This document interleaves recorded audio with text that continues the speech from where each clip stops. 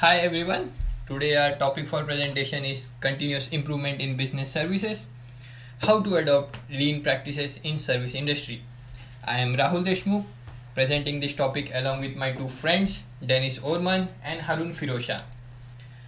We are currently studying Masters in Business Administration and Engineering at STW Berlin.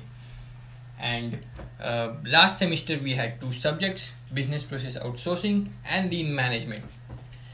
While studying these two topics, and which led us for this project, we wondered how lean principles can be applied to the business world, or have service companies identified and or already revolutionized lean processes for themselves.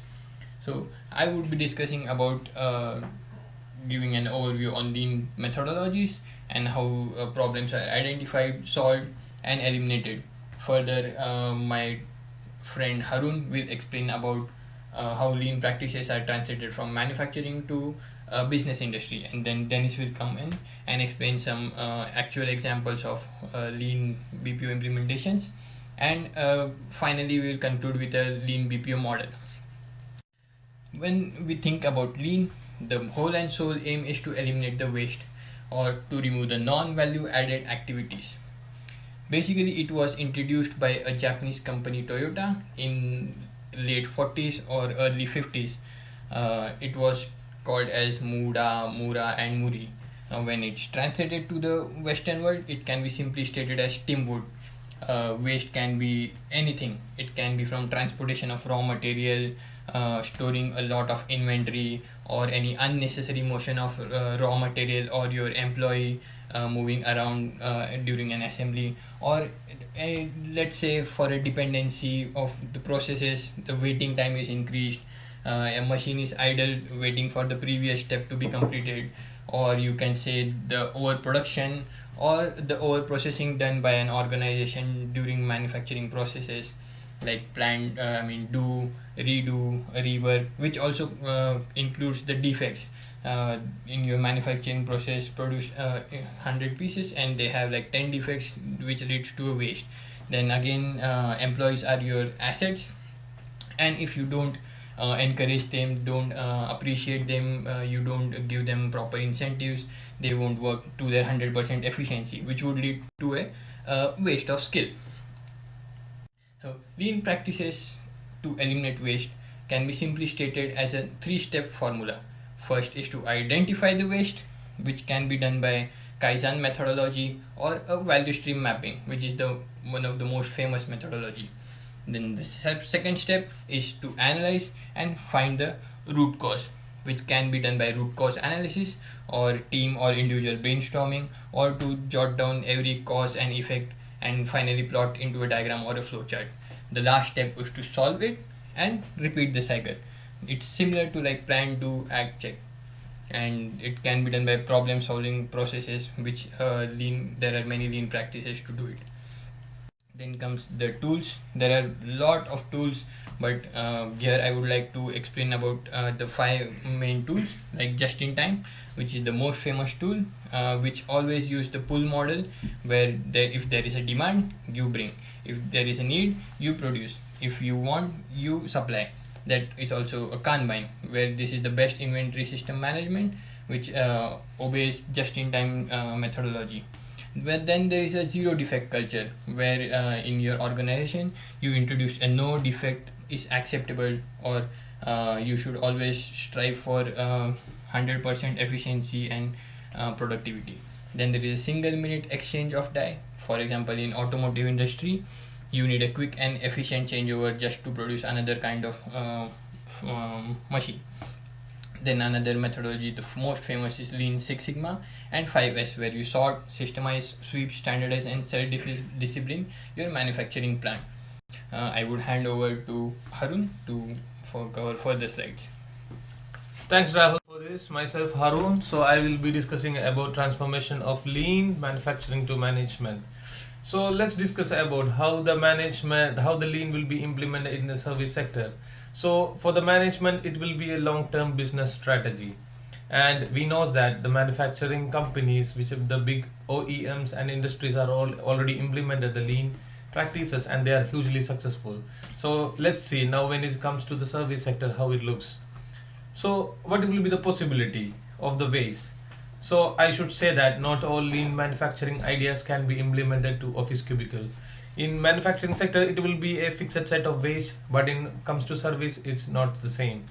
And what are the goals? What are the main activities? Actually it's mainly for activities which involves value for customer, focusing on explicit tangibles, and aim for meeting customer quality and price. So what are the common practices which they are using? So mostly are 5S, value stream mapping, Kaizen, Visual Office, Kanban, etc.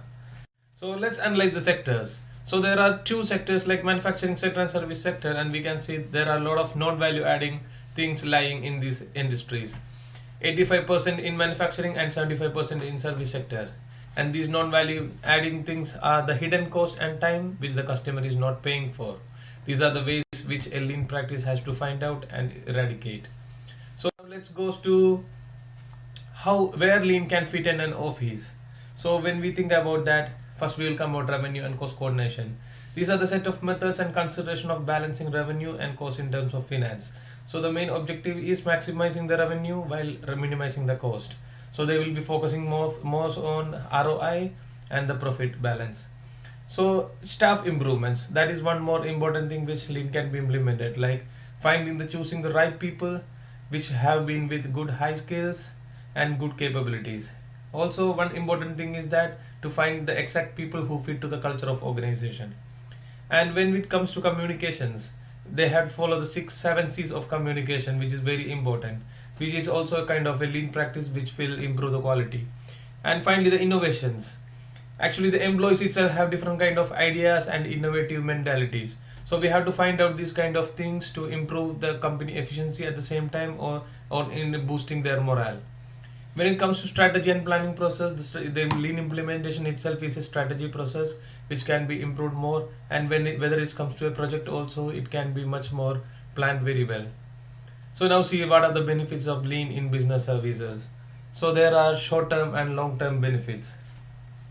So now discussing about short-term and long-term benefits, there will be a lot of projects which will be compared with lean and other things which will be having their own goals. And improved quality and efficiency. Of course, when lean will be implemented, the quality and efficiency will be improved.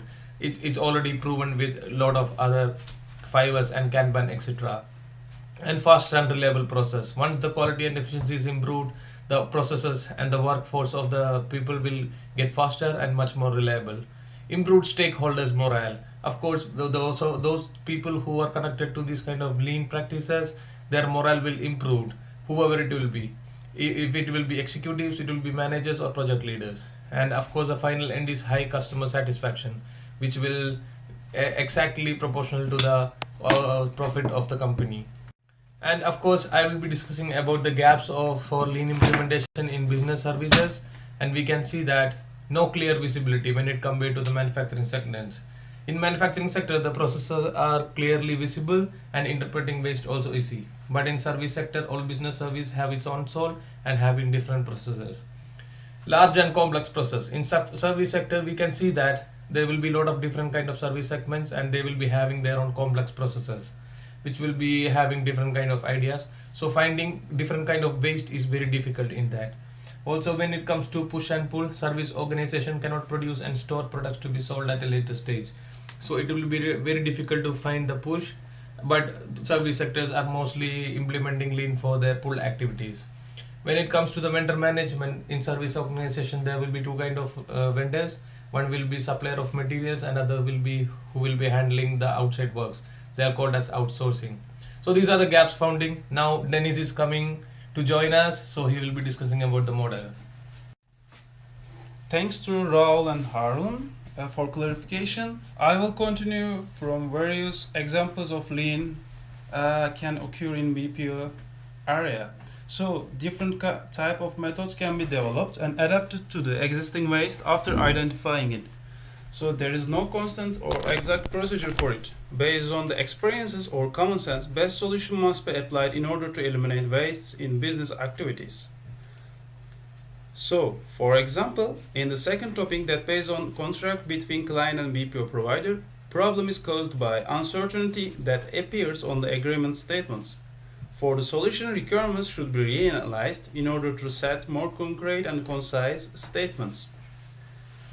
Problems in third example emerge in software development processes are caused by some wastes such as overspecification means excessive analysis that does not support decision making, or extra features including unnecessary cosmetic functionality and unnecessary tools, technologies or methodologies which is used during software development processes.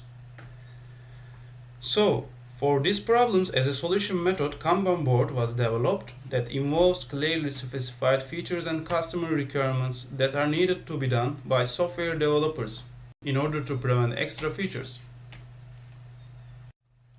So, a bank is one of the typical service sector industry where the typical lean manufacturing methods are not considered. So let's take an example of bank which offers various services to its customers like accounts, cash deposits, withdrawal loans, investments, and so on. In banking and industry, it's possible to define different types of waste as it occurs in manufacturing companies as well.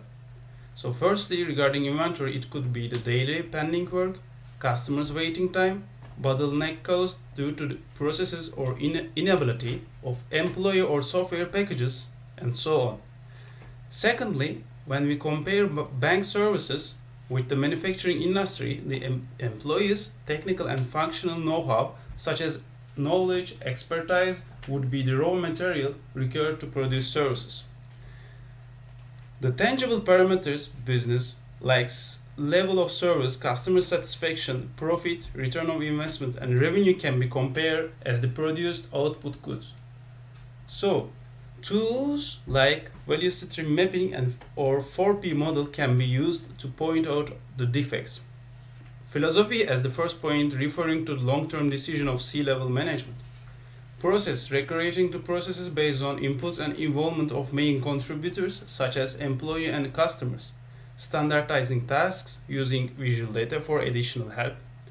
People and partner, developing leaders among your team, nurturing, training, and retaining talent. So, of course, the last step is problem solving. It's based on the collected inputs such as expertise and knowledge, establish a continuous organizational learning by observing, analyzing, and eliminating. When it comes to the components for Lean BPO model, it's basically consists of 4 different parts. Continuous improvement as a main guidance to show how to progress in order to reach better outcomes in business activities. Second one is lean thinking, which is a keystone to accomplish the continuous improvement goals, and of course BPO with various business service operations. And finally, management services that support all systems. So let's look overview of our model. First is BPO structure. So BPO consists of many different services as it's seen on the model. Finance and accounting, procurement, manufacturing, HR, and so on. All these business services are handled through IT infrastructure.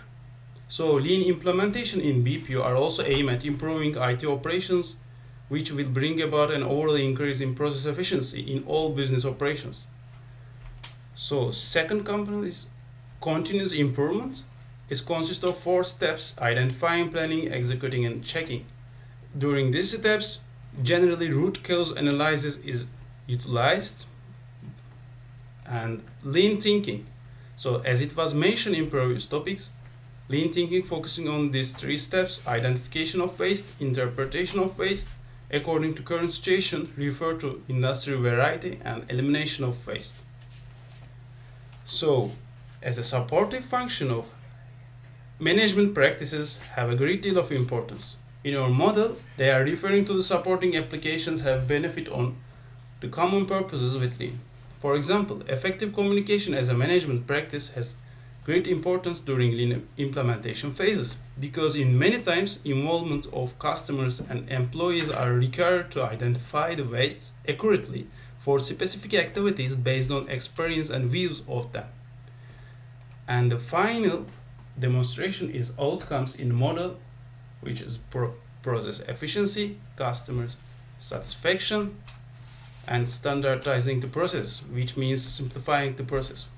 So, until this point, we talk about interpretation and translation of lean methods to business services, and we believe that our lean BPO model will be a good guidance for the service industry aims at integrating lean to their operations.